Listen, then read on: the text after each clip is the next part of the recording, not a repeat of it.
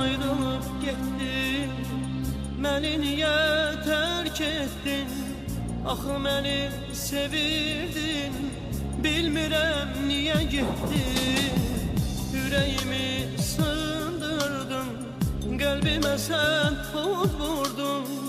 Günahım nədir mənim, niyə məni unuttun?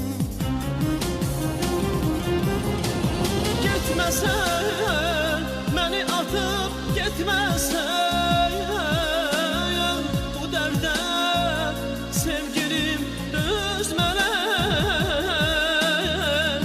Ürəyimdə dərd ağlayır getməsən,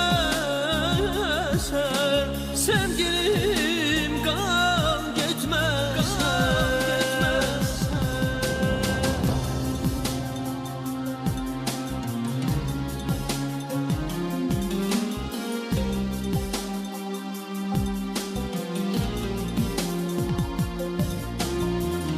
Səni sevirəm yaman, axtarıram hər zaman. Məni atıp getdin sən, sənsiz mən yaşamaram. Tənhalığa dözmürəm, ürəyimi üzürəm. Gəl barışaq gözəlim, səni hər an sevirəm. Getməsən, məni atıp getməsən, bu dərdə sevgilim dözmərəm. Ürəyimdə dərd ağlayır getməsən, sevgilim qal getməsən. Getməsən, məni atıp getməsən, bu dərdə sevgilim dözmərəm. Ürəyimdə dərd ağlayır getməsən, sevgilim qal getməsən.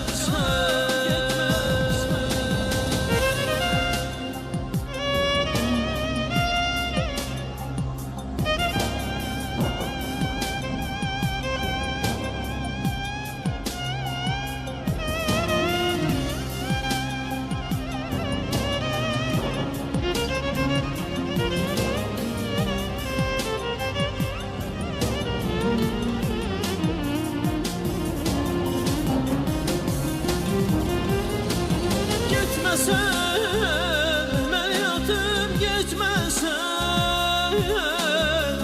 bu dərdə sevgilim dözmərəm.